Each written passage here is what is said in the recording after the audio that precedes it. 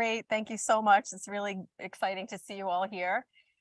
So we'll be talking about ways to reduce toxins in our daily life from products that we use all the time. My name is Beth Fateni, and I'm the director of Green Inside and Out, which I started about 11 years ago, 12 years ago now. And we're a nonprofit based out of Huntington. And I got into this just from, years of, I went for a master's degree in environmental law and then worked for a pesticides agency and worked for Sustainability Institute at Malloy College. And all of this is like kind of a culmination of the last 20 years of knowledge that I'll try to pack in the next 45 minutes. And we're also a part of the Just Green Partnership, which is an advocacy coalition made up of different groups from upstate that work all upstate on Albany legislation. So excited to be here. And I'll start off by saying we're going to cover a lot of topics. And the way I usually present it is, here's the problem and here's some solutions. So hopefully we'll try not to get too overwhelmed, because usually by like halfway through, people's faces are like this. And so I encourage you to look at this all like a menu, like just pick off what you can do and what you can do, and start from there. So these are some of the topics that we'll cover today. Pesticides in terms of our use around the home, in food, and also in fabrics, cleaning products, plastics, and cosmetics and body care products, and a few other things mixed in too. So why even be concerned about toxins? Well, since the 1940s, after World War II, that's when we started using over 80,000 synthetic chemicals. They've been introduced to the market. So as you can see, very few of them have really been adequately tested for their association with chronic diseases like cancer or endocrine disruption, which is hormone disruption. And hormones help to help the functioning of our organs. So of course, we want them to be healthy. Birth defects, neurological diseases. That's from Dr. Phil Landrigan. He was actually, he's from Mount Sinai School of Medicine, and he formed the Children's Environmental Health Centers across New York State, and he was an advisor to President Clinton back in the day for the EPA. So here on Long Island, of course, we're very concerned about breast cancer. And in the past, I've worked with several breast cancer organizations like the Huntington Breast Cancer Action Coalition. And they've done some research and, have advised me that only about 10 to 15% of all the breast cancer incidences are due to genetic heritage alone. So there are people that actually carry genes, the BRAC1 or BRAC2 genes. And what they found in one of the studies, I guess it's about 20 years ago now, was that people that were born after the 1940s were that had this gene were much more likely to actually develop cancer than those that were born before 1940, when we started using all these chemicals. Childhood cancer rates have been rising slightly since the 70s, and girls are reaching puberty earlier, and they think it's possibly due to all the endocrine disruptors that we're being exposed to. So something to be aware of with all types of chemicals is that they can really make a big impact on children, especially because basically two major reasons. Children are exposed more because they can be on the floor, touching things, putting things in their mouth, touching the pet that just rolled in the grass, and also because their bodies are smaller and less developed. So even a little bit of something stays in their body longer because their kidneys and liver are not as developed to excrete the toxin as much as an adult's body can do. So we always want to be careful around children. So we'll start with the yard and work from the outside in, talk about pesticides. Pesticides, that word incorporates insecticides, herbicides, fungicides, rodenticides, and cide comes from Latin and it means to kill. These are chemicals that we're adding to nature, unfortunately, to deliberately kill living things. And they can have warning labels. Danger is the most dangerous, caution is the least. So if you do choose to use chemicals, just, try to not use the ones that say danger. Pesticides are particularly toxic to bees, such as the neonicotinoids that's been in the press, fish and other aquatic life. And that was my disappearing bird because Dr. Pimentel up at Cornell University has estimated that about 7 million birds are killed just by lawn pesticides alone in the United States every year. And if you include agricultural chemicals, it's closer to about 60 or 70,000, 6 million actually. So what are some of the health effects of pesticides? There's a lot of study about pesticides. There's growing more and more evidence all the time about the relationship to certain chemicals and cancer, such as non-Hodgkin's lymphoma. They were finding it very high in especially like golf course superintendents where they use pesticides quite a bit. There was a couple of years ago, there was the World Health Organization put out a report on Roundup. The main ingredient is glyphosate, and that's used very commonly on lawns and schools. But now they're saying it's potentially a carcinogen. Nope, still in use. Can still buy it at the store, so something to be aware of. Certain pesticides are suspected of disrupting the body's hormone system by mimicking or blocking natural estrogens or other hormones. And some pesticides, especially insecticides, like chlorpyrifos, they can damage the nervous system. And so, our brain is part of the nervous system. So of course, that's very important to keep healthy. So that's why they're thinking there could be links to Parkinson's and autism, but it's still, under debate. So what's the solution to all of this? Is to take the organic approach when you're taking care of your lawn. So you can see in the picture that there are all these, all this life under the soil, under our feet. There's bacteria, protozoa, fungi, nematodes, and one eats the other and basically poops it out. And that's how the nutrients cycle in the soil. And that's actually very good to establish a healthy soil ecology that, provides the lawn with the defenses it needs against pests and diseases. So you want to encourage that life in the soil. So having an organic lawn doesn't mean just doing nothing and leaving it there. There's actually some steps. Proper maintenance practices like mowing a little bit higher instead of low because this helps to shade out the weed seeds, because the weed seeds are just ubiquitous all over. And if the sun reaches them, they'll grow. So a good way to deal with that is to always be putting down grass seed, especially in the spring and the fall. And that helps the grass to outcompete the weeds. Also, you want to promote the soil life with compost. We'll talk about that in a minute. Maintaining a neutral soil pH. Here on Long Island, the soil tends to be quite acidic, so we do tend to need some lime. I always recommend using the pelletized kind rather than the powdery kind, just so you don't inhale it. Not that it's toxic, but that helps to balance pH, which helps maintain diseases, minimize diseases. And of course, as a last resort, there's less toxic pest control, like potassium salts of fatty acids. Garlic repels mosquitoes and ticks. Neem, hot pepper is also a repellent. And these are all things that you can find in some of the better nurseries.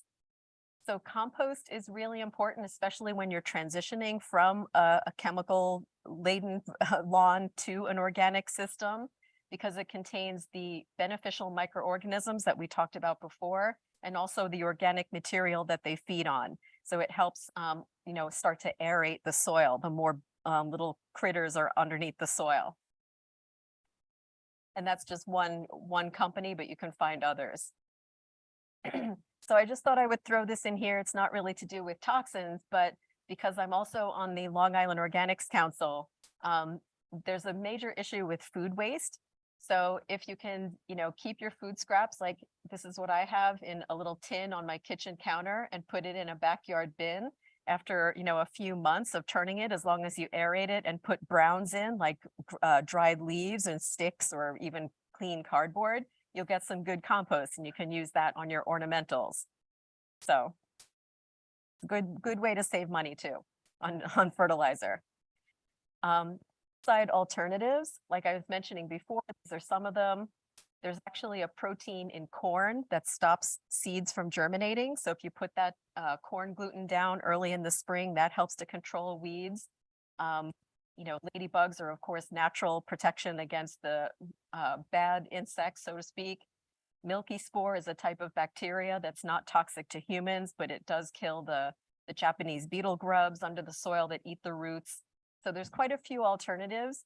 And I think it's a great example of consumer pressure making change, because the more we, go and buy these more sustainable products, the more companies are coming out with these products and making them available, which is great.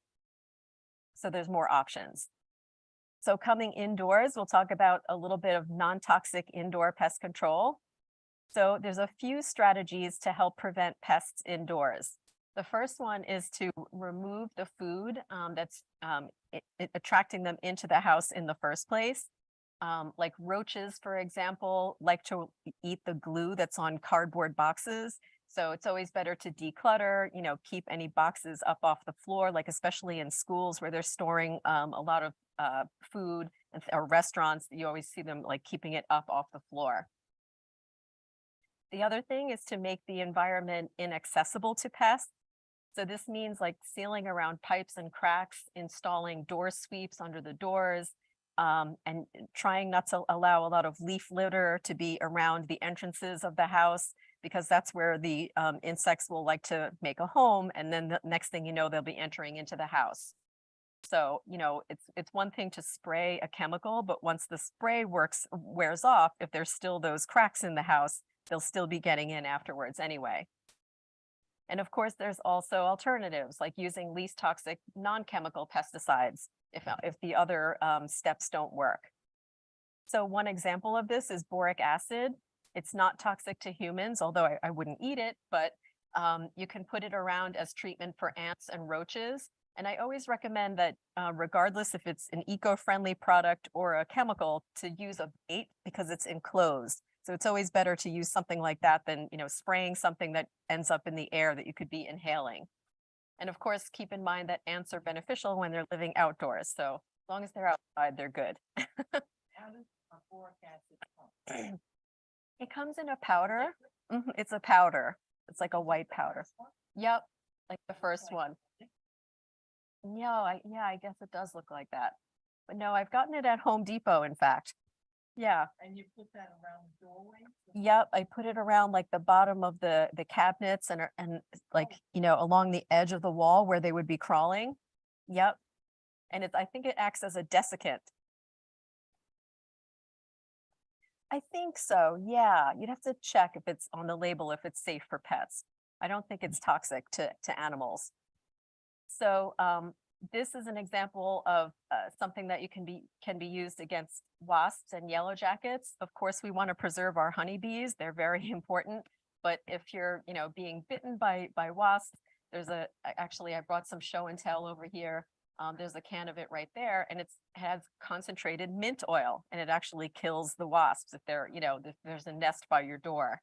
So it's pretty cool. And also, like at schools and places like that, you can use these traps as well, so that they just go in instead of spraying a chemical. And they hang. Yep, exactly.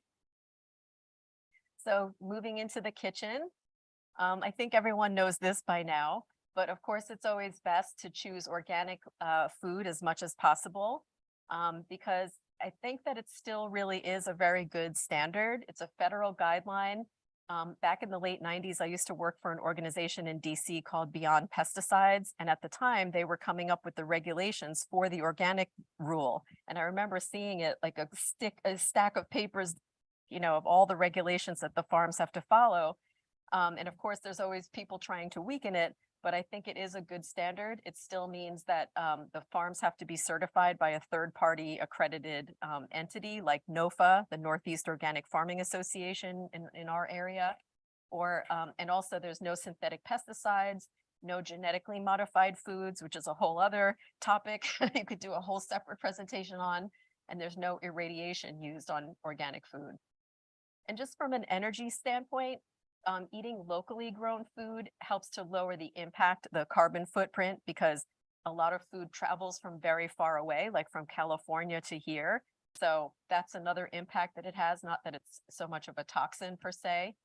But I also recommend avoiding really charbroiled food, like the really dark, meat or whatever that's on the grill, because that can contain PAHs, which are polycyclic aromatic hydrocarbons, which are carcinogens.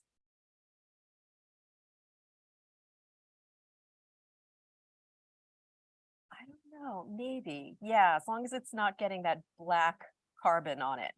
That's the thing. Yeah, that's safe to use. Yeah, but I mean, I wouldn't eat it. But to cook, yes.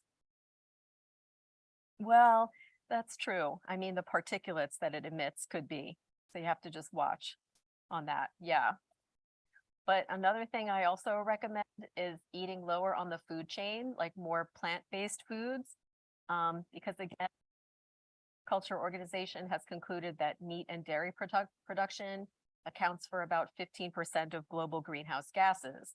And of course, from the health standpoint, in today's factory farming, which is very popular now in the United States, or common, I should say, animals are often fed with growth hormones and antibiotics because they're in these, big enclosures very close to each other.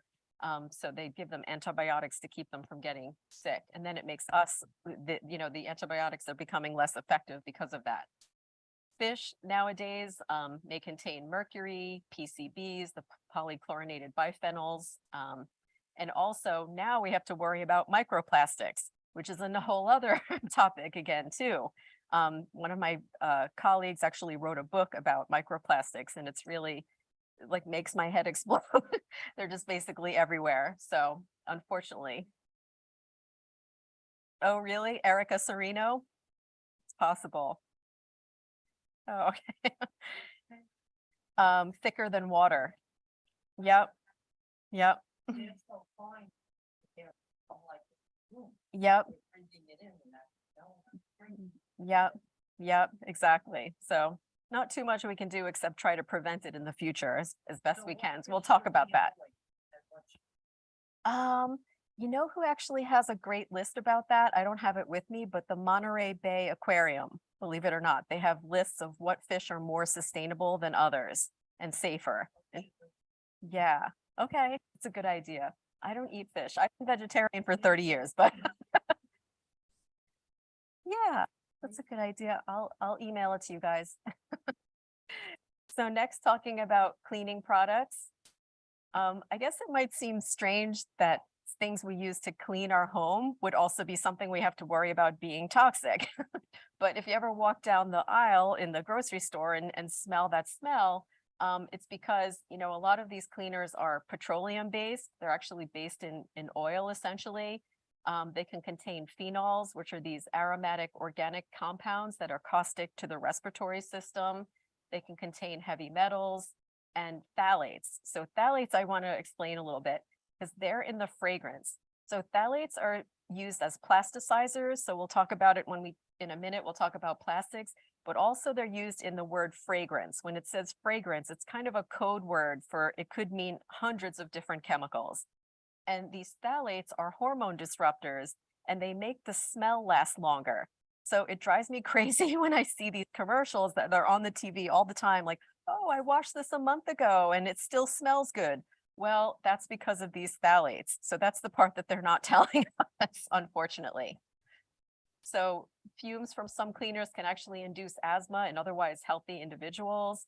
And also you might have heard about this in the press, but a few years ago, it was a big news item about the 1,4-dioxane that's being found in the waters on Long Island at very high levels, especially around Hicksville for some reason.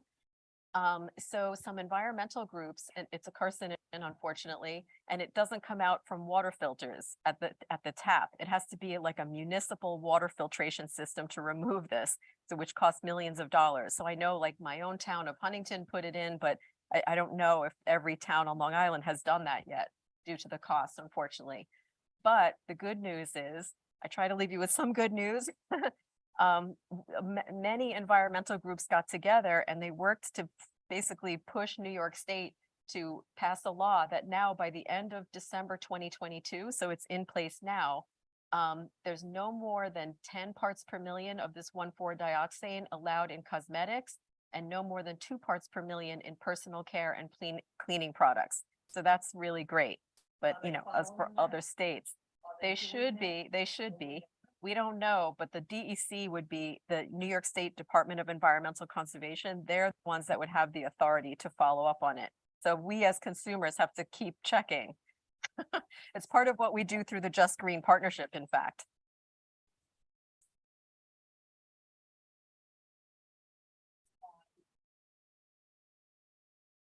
Probably, yes. And I'll show you an app in a minute where you can check that. Because I hate to name names, but yes. And even Dawn, I mean, the stories like Dawn, they show you, well, they're using it to clean the ducts with the oil, but like, okay, yes, but it also has a carcinogen in it. you know, so but it's a little crazy the way things are. Yeah. So because you think when you're buying something on the shelf, it must be safe, but it's not always the case. So the best thing to do is look for cleaners that contain no synthetic fragrances and that are not caustic, like bleach and ammonia can tend to be. And you definitely never want to put those two together because you can form, I think it's called chloroform, which can make you pass out. So definitely don't mix those two. So you can look for soaps that are bio or plant-based. So this is just a picture of a few that you can get at health food stores. And I like to point out about this topic that this is one area where going green can actually cost less because a lot of people say, oh, going green costs too much money. Well, with cleaners, you can actually make your own very inexpensively using baking soda and vinegar. So that's mostly what I use in my house if I don't buy, something from the store. And I want to point out that app. So there's a cute little app, they call it Think Dirty.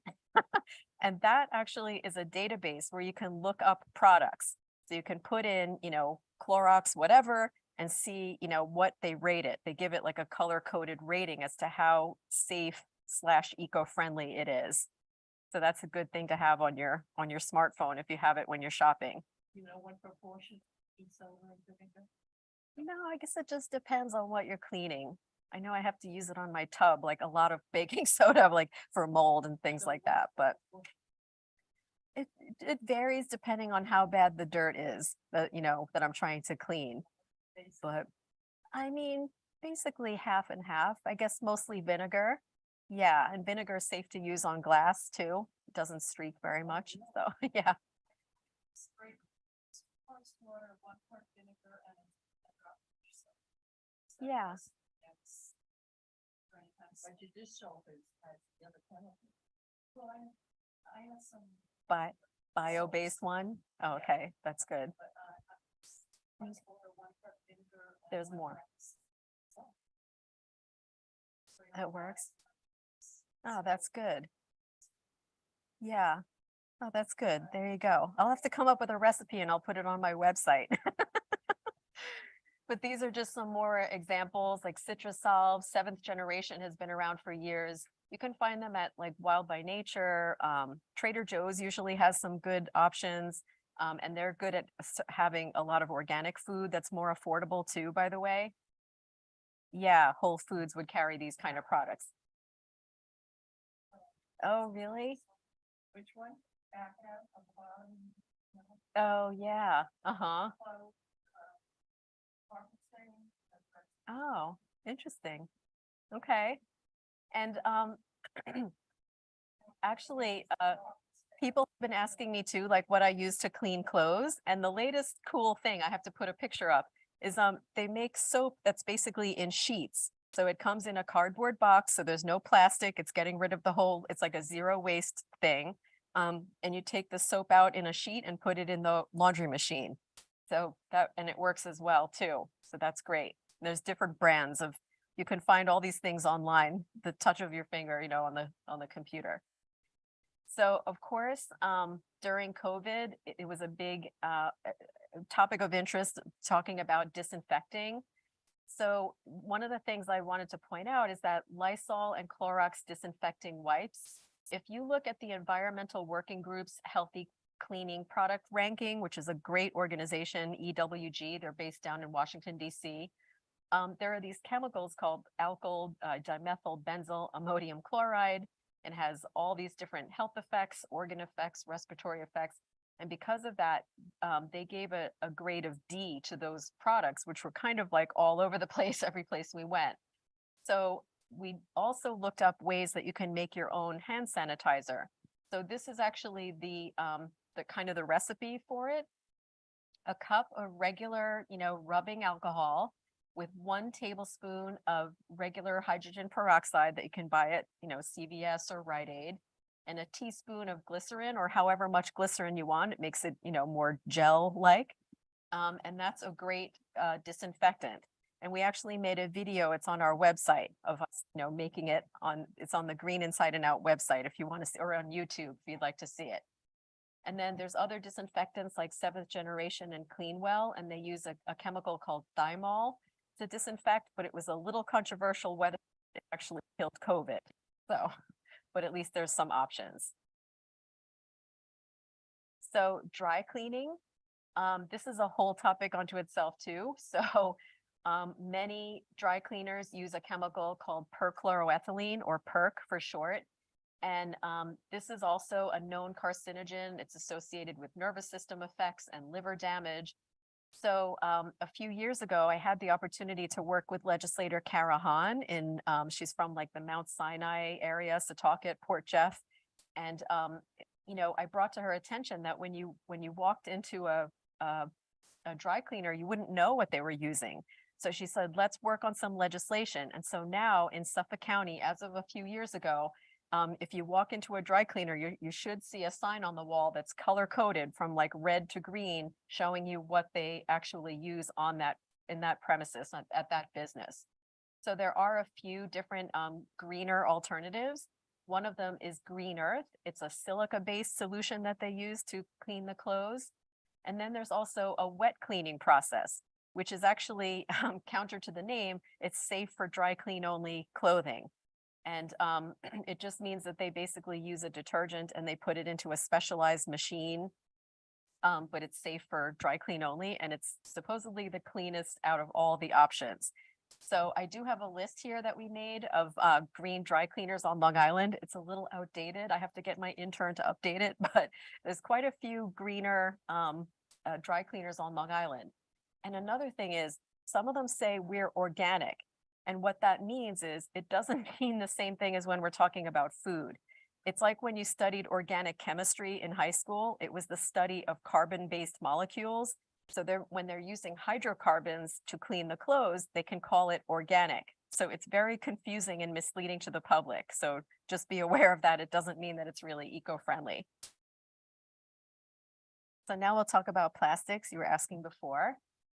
So plastics, they come in several different kinds. So usually when you have a plastic container, you'll see on the bottom or somewhere a recycling symbol, the triangle with the numbers from 1 to 7, and that indicates what type of plastic it is.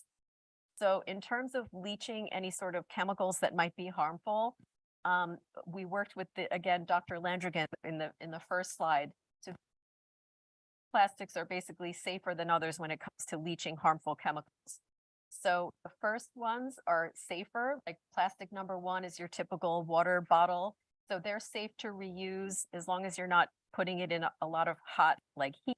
Don't leave it in a hot car and don't freeze it. Like if you see it start to crack or anything like that, I wouldn't reuse it. But other than that, it should be safe. Plastic number 2, I forget what that is. Plastic number 4 is the thin film, like the dry cleaning bags or the grocery bags are plastic number 4. And plastic number 5 is typically polypropylene. It's like your yogurt cup type of plastic. So relatively safe. Yep. I wouldn't microwave in it. We'll talk about that in a minute too. The less safe plastics are number 3, polyvinyl chloride, number 6, which is polystyrene or styrofoam, and number 7, which is kind of a catch-all for all the other, that's anything that's not 1 through 6 is labeled number 7, but it's usually polycarbonate. And that can contain another chemical that was also in the news a few years ago, which is bisphenol A. So you might see now a lot of bottles that say BPA free. It was because there was a lot of attention placed on that chemical because it's a hormone disruptor. And again, I'm really proud of us here on Suffolk County because the Huntington Breast Cancer Action Coalition and a few other organizations a few years ago worked with Suffolk County to say, look, we're finding this chemical in baby bottles and sippy cups. Can we at least address that? So they banned it in Suffolk County, and then the bill caught the attention of New York State, and now it's a statewide law in New York State, No, nothing in baby bottles or sippy cups, but it's still in cans and other things, unfortunately, which we'll talk about. So if you can't remember this, we came up with a little rhyme. So the rhyme is 5, 4, 1, and 2. All the rest are bad for you. Oh, So if you can remember the rhyme, 5, 4, 1, and 2, all the rest are bad for you. Or else we have these little cards we made so you can stick them in your wallet, which is you're free to take them. So just giving you a few examples of what type of products would be made of the three plastics of concern. The PVC, it's found in pipes actually, unfortunately, but also plastic wrap like saran wrap, rubber duckies, shower curtains, it has that sort of plasticky smell, children's raincoats. So sometimes it's hard to avoid these things, but I know with shower curtains, you can get something that's made of PEVA, PEVA, and I can't remember exactly what it stands for, but it's like a non-vinyl form of plastic. So at least it's a little safer. so that plastic wrap is what all our food is wrapped in the grocery store. Yep. Nice. And the styrofoam is underneath. Yep. Yep. I know. Honestly, good lobbyists, I think. I really don't understand, especially with styrofoam, how it could still be legal because styrene is a known carcinogen and it's very hard to recycle and all that. So unfortunately, we're still pouring hot coffee into these cups. Eventually, I think things will change, and I think it does come from consumer pressure. So this is the part where I said before, like your faces start to go like, it really is shocking, but that's why I do these. So, hopefully it's empowering, so now you can make good choices. But plastic number 7 may contain the BPA, like we said, and it can be in those big like blue bottles that you have in the office for office water. And also they've been finding it in dental resins and the thermal paper store receipts. So it's not that big of a deal when you're just the average consumer. But if you're the person working at the grocery counter, I would probably wear gloves instead of touching that all the time. Because unfortunately, a study found that 92% of 50 canned foods had detectable levels of BPA. So another tip is definitely try not to microwave in plastic containers, because even when the container says microwave safe, what that means is it won't melt, but it's not guaranteeing that it's not leaching phthalates or other chemicals. So it might be safe for the plastic, but not necessarily safe for you. So I always make, lunch in like a glass bowl like that, where you can take the lid off or whatever, Or not putting hot products into them. Same thing. Yeah, I would probably avoid it as much as possible, I mean, and these glass bowls, you can find them all over the place. I used to get them at Kmart and wherever, Yeah, yeah, just be careful not to drop it, but at least it's safer. So this is again another chemical that's lately been in the news quite a bit. PFAS is polyfluoroalkyl substances. One of the biggest ones of concern is PFOA. It's perfluorooctanoic acid. It's a carcinogen, it's a liver toxin, a hormone disruptor, and it's found to be present in the bloodstream of 9 out of 10 Americans because, again, it's just so ubiquitous. It's been even detected in clothing. So you wash your clothes, it goes out into the waterways, and they found it in rainwater. Unfortunately, now there's a whole group upstate that has a lot of PFAS contamination. They're doing a lot of activism, but it's also found in the non-stick cookware, like the Circulon and was DuPont, I think, made them. So this was the subject of that movie called Dark Waters that Mark Ruffalo was in, if any of you saw that last year. So I recommend using stainless steel cookware or the, Corningware or the old, kind of iron skillets. Those are all great. And also it's found in that waxy coating in the microwavable popcorn bags. So if you're going to make popcorn, I recommend doing it the old-fashioned way with a pot and some organic corn kernels, and that's how I used to make it growing up. So a lot of people ask me, should I use bottled water? And basically a lot of times the water that's in those bottles, unless it says that it's spring water, it's a lot of times just municipal water that's being filtered and then sold to you. So it's kind of a waste of money. And plus, it uses a lot of energy to transport and all the plastic and all of that. So I generally recommend, just if you're concerned about the water quality, I think the water on Long Island is pretty good, but there's always, more testing that can be done. The Suffolk County Water Authority tries to do their best, but it's never perfect, I think. So having a good filter on your kitchen, countertop is great. You can find them online or even in Home Depot or Lowe's or wherever. And, each filter will tell you what it removes. So if you have certain concerns about certain chemicals, it will tell you. Like, there's the Brita is a carbon filter, it takes out certain things, but there are ones that are even better than that take out more substances. So is the ones you put on, was it good? Yeah, you can attach them to the faucet, or even like these standing units like this kind.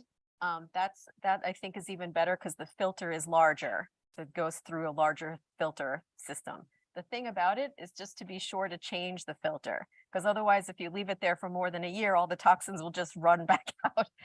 And what's cool nowadays is there are companies that provide these systems like you see down there that I've tried to encourage all my offices to use. So instead of you having the blue plastic bottles, there's a system with the two spigots with the hot and cold, and it's just connected to the the plumbing of the building, and there's a filter inside of it. So those are great, and there's no storage of plastic bottles and all that as a So we did take a convenience. shower. Oh yeah, Too? I should mention that too. Yeah, I have a filter on my shower too. It's another thing to think about. What is that? It takes out the chlorine, which is better for your hair. It's not terrible, but it's, it kind of dries out your hair. But When you swim in the swimming pool, you got- yes. And plus, if there are any chemicals in our waters and it's getting into our skin, the skin is the largest organ, so you absorb it. Yeah, so that's why. So now talking about the closet, we'll get into some bedding and clothing issues. So what's in our clothing and textiles? Again, this is usually kind of a shocker because it's something we never really think about.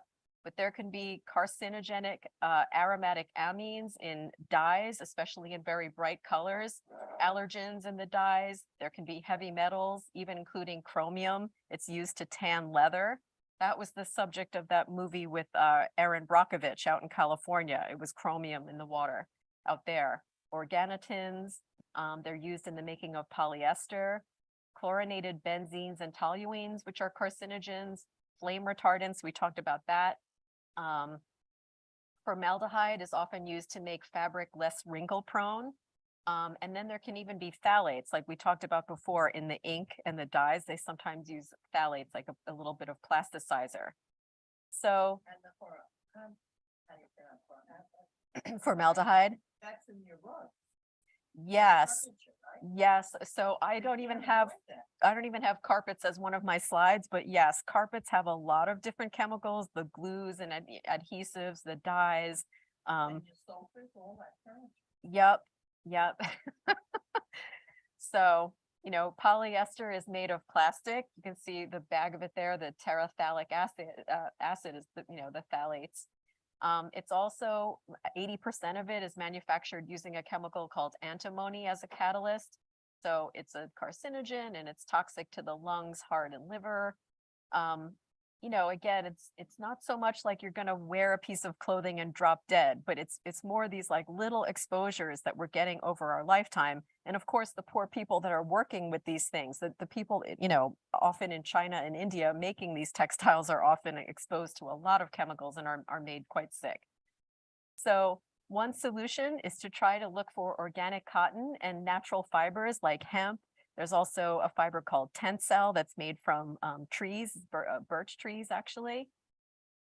Because cotton is actually one of the most intensively sprayed field crops in the world, accounting for more than 10% of the world's pesticide use. So I think they use about a third of a pound of pesticides just to make a t-shirt, for example. But the good news is, because of consumer awareness and pressure, there's more and more companies coming out with organic cotton clothing, organic cotton sheets, towels, mattresses. Like my mattress is organic. my futon is organic, my pillows, my sheets, everything, as much as possible. And I found some of it, affordably, like at Target or even Walmart. BJ's used to carry some organic clothing, like yoga wear, for example, or you can buy them online. And of course, so the outfit that I'm wearing for you today is the hemp pants from Patagonia. They're like a pioneer in this area. They do all this recycled fabrics, and this is organic cotton. So you can look relatively normal and be organic. And of course, again, it's always important to be careful around babies. So I'm excited, like lately when I've been going into Bye Bye Baby to buy, I don't have kids, but for my friends' kids, they do have more organic options for children's clothing and blankets and even toys, dolls and stuff. So that's great. So getting to your point about the furniture, there's other fire retardants called PBDEs. They're polybrominated diethers. And those are usually what's used in upholstered furniture, like it's in the foam cushions. It can even be in the baby cribs and changing pads and all of that contain the polyurethane foam. So, it's hard to avoid these things, but just to be aware, the PBDEs mostly have been banned in Europe. So I think eventually maybe they'll, we'll try to reduce them here in the US, who knows? But I haven't done it yet. I know. We have to keep pressuring. I know it's yeah, it's taking a long time, but they're linked to impaired memory and learning and behavior issues with laboratory animals. So at least when you're trying to look for furniture, if you can look for natural organic cotton mattresses. There's a great company called Avocado that makes like raw, natural rubber mattresses and things like that. And what they do in terms of creating some kind of a fire retardant, element to the product is they use wool or borate, because borate is sort of like an inert substance. So I always say, if you're spending 7 or 8 hours sleeping on the mattress, it's probably worth the investment, even if it's a little more expensive. So this is just a little bit of good news that I wanted to leave you with about PFAS. So I don't usually go to protests, but it's not my style. But yes, this is me in front of the protests. This was with the Just Green Partnership. And this was just in the fall. We were actually trying to raise awareness about the company REI because they're one of the last sportswear companies to actually remove PFAS from their fabric. Like Patagonia has already committed to it. And I forget, North Face or one of the other big ones has done it. So we did this little action in front of their store and presented them with petitions and, trying to pressure them to make change.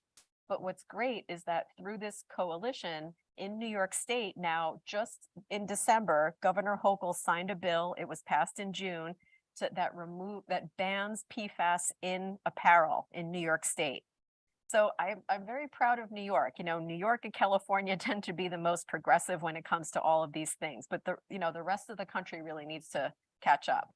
But there's some movement, it's good to see. They're the only 2 states?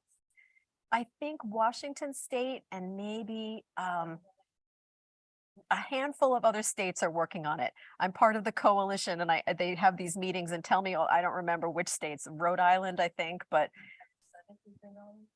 yeah, we're trying. We send petitions and letters and try to raise a little hell in a professional way. But it's a lot of work. It's a lot of work. So coming up to the bathroom, I think this is probably one of the last topics, so I don't talk your ear off too much. There are 10,500 personal care products in the US. Again, a small amount of them have been assessed for health and safety by the Industry Safety Panel. And it's interesting with personal care products because pesticides actually have to be registered with the EPA. And even that system is a little imperfect because the manufacturer of the chemical has to do some science to prove that it's safe. And then they provide that to the EPA who reviews it. So it's like, could still be a little bit skewed. But when it comes to the Food and Drug Administration that has authority over body care products, they don't require pre-registration. So it's kind of amazing. Like they only will pull a product off the shelf if people call and complain and say, I'm getting a rash from this or whatever. So unfortunately, again, that group, environmental working group that I mentioned before, they're really a great resource. They did a study that found that 1/3 of personal care products contain at least one chemical linked to cancer. And a few years ago, you might remember they found lead in the lipstick and things like that. So a whole different organization branched off from that called safecosmetics.org. And again, they have databases of all information about different products. So if you're not sure when you're buying something, you can look at their website. Oh, can you just go back to the website? Sure. It's safecosmetics.org. Yep. And I'll show you a app about it too. So these are just a few ingredients to watch out for. Again, those phthalates, they're used in body care products as well. They're kind of in everything. They're hormone disruptors. Parabens are found in a lot of like creams, like lotions and shampoos. Like you might see methylparaben is a common one. And they use it as an antimicrobial preservative, but they found that scientists have found that it can act in concert with other estrogen mimickers and our own natural estrogen, which could potentially put us at greater risk for breast cancer. Nail polish is usually pretty toxic. It can contain formaldehyde, toluene, and phthalates, but thankfully there are some alternatives to it as well. I'll show you in a minute. And black hair dye can contain coal tar, which is also a possible carcinogen. So this is, especially like, in places like people of color, like Latinos, and wearing the black hair dye, it's certainly something of concern. So there's even like an environmental justice aspect to this, which is kind of interesting. So some alternatives to look for. There's a bunch of different companies coming out. The more and more pressure consumers put on these companies. So like I'm wearing Dr. Hauschka and I don't know, Mineral Fusion I use, Aubrey Organics, Weleda, all of these. I don't recommend any certain product, but again, you can find them at Whole Foods or Wild by Nature or online. Now there's movements to, move away from plastic. So I have like, eyebrow pencil that comes in a cardboard box instead of plastic. So it's really neat. There's so many alternatives coming out. Zoya claims to not have like at least 5 or 10 of the most toxic chemicals in it, and it still functions like normal. Which one is Zoya is the nail polish. Yeah, in the middle there with the purple. Oh, ZOYA. Yep, exactly. So at least there's some alternative. So it's encouraging. So this is, again, there's an app for that.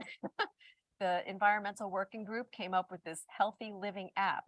So I have that on my phone, and anytime I'm not sure about something, I just look it up while I'm standing in the store. And it's a database where they rank the products, again, like kind of green to red, like how safe or eco-friendly is the product. So it's really neat. We have these tools right in our pocket. We can look up information so quickly. So just to wrap up, there are certainly organizations that are doing advocacy to try and work on these things. Like through the Just Green Partnership is like the League of Conservation Voters and Clean and Healthy New York. And we go up to Albany and we have lobby days, and occasionally we get something done.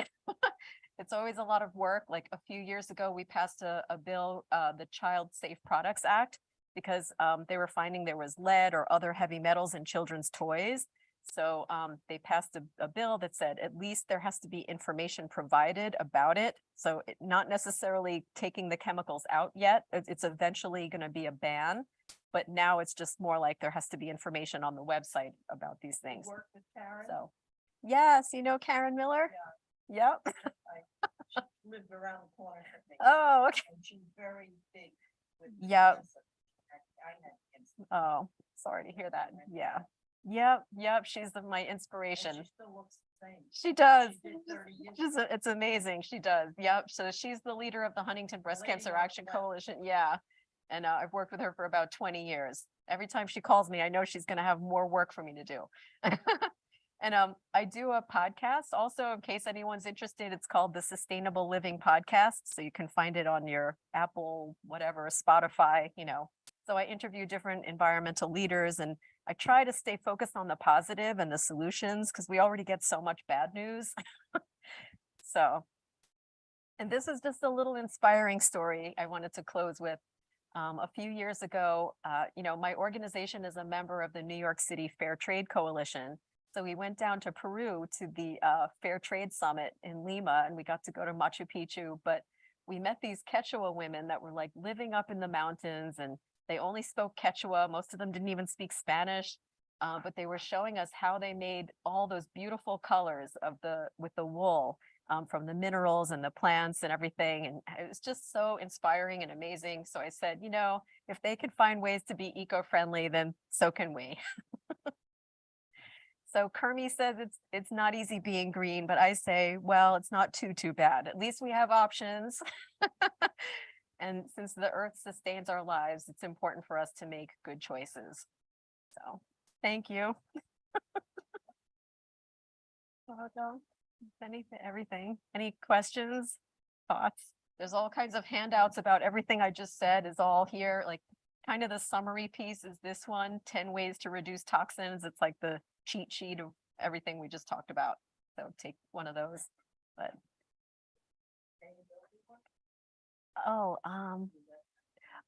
it's the Green Inside and Out. And the podcast is called the Sustainable Living Podcast. Yes. Yeah. Yeah, we just talked about green colleges. Why they had all the good chemical, good products, why, Oh, sure. This one? yeah, thank Oh, okay, sure. Yeah, you can find them, at health food stores and so forth. And, even sometimes CVS and Rite Aid. I brought some just empty boxes of stuff you can have a look at, these, just to see the labels and stuff like that. But, and there's organic cotton there if anyone wants to touch it. You can see what it feels like. But thank you again so much for coming. Yeah, Trader Joe's usually is pretty good. I trust them a little more than an average. But even Stop and Shop, they have a company called Nature's Promise. So that's good. Yes. Thank you. Thanks for coming. Help yourself. Yeah. Yeah. And it's so controversial too, because then they started using another chemical called BPS, which I can't remember what it stands for, but they're saying, well, it's not that much safer than BPA. And it's like, oh, it must serve some purpose with the, that they need it in the product for some reason, but it's in the lining. But yeah, so, there's efforts towards green chemistry to come up with alternatives, but it's all, slow work that's being done, and it has to be funded. And so it's important for us as consumers to keep pushing for sure. Yeah.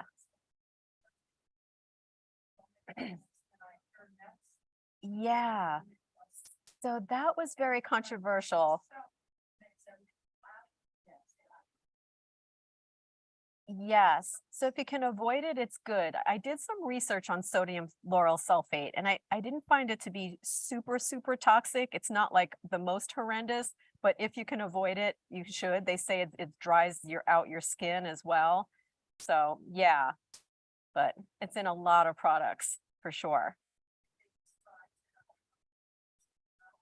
They could, yeah, it's possible. SLS. They can look for SLS free.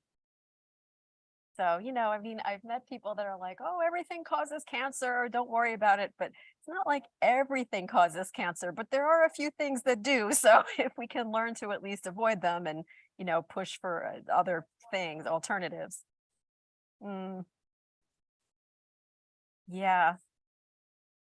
Yeah, definitely. Yeah, I know. Yes. Oh, yeah. Actually, my friend he runs the Atlantic Marine Conservation Society. He's on my board of directors.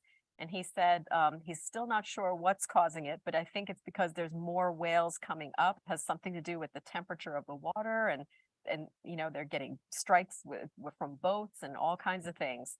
But he does do the necropsies, and they're finding plastics in them. So today they came out on the radio that they think it's the windmill. oh yeah. Yeah. Then I found no, that it's not. Yeah. that we're actually checking with the wind turbine companies. They're all saying we haven't been doing any noise. So I don't know. We'll have to see. We'll have to see. They used to, not so much anymore with the designs they have. And they do much better siting now, because I spent 6 years working at the state for on clean energy policy. So there's so many factors as to where they put wind turbines. Also, they have to avoid the shipping lanes, and the FAA is even, with the planes and the benthic bottom, and the everything has to be considered. So hopefully they'll do a better job. Yeah, yeah, it could be. Yeah. So we'll have to see, they'll have to try to mitigate it if it is, clearly, because it's like you want to have good, clean energy, but then it's hard. There's no perfect solution. So getting back to this slide, that means none of our chemical, face products and all those products we use are any good. They all have products. Yeah. When you go to Macy's, like maybe there's one at the department store that I would recommend that is good. Juice Beauty or something. Sometimes they carry, or Origins tends to be good. That was Andrew Weil's company. But I hate to name names, but all the big ones, the L'Oreal, Clinique, all that stuff is full of chemicals. Yep. Estee Lauder, which is, and the world is so gray too. It's not like Estee Lauder has a facility here in Melville, and they have solar panels and electric vehicles, and they're doing all kinds of other things, but their products still have chemicals. So I'm like, they need to work on that. Yeah. Yeah. So. Yeah. It's politics. Yep. Yep. Exactly. Follow the money, unfortunately. So, but anyway, thank you. Yeah, thank you. Trying. Yeah, and if anyone wants to be on our mailing list, please, I send out a newsletter once a month. It's not a lot. So, if you want to hear what we're doing, or if there's events coming up, you'll hear about it, or new podcasts coming out. Yeah. Sure. 3, 4. Oh, really? I'm going to hire you to be my marketing agent. Thank you. Thank you.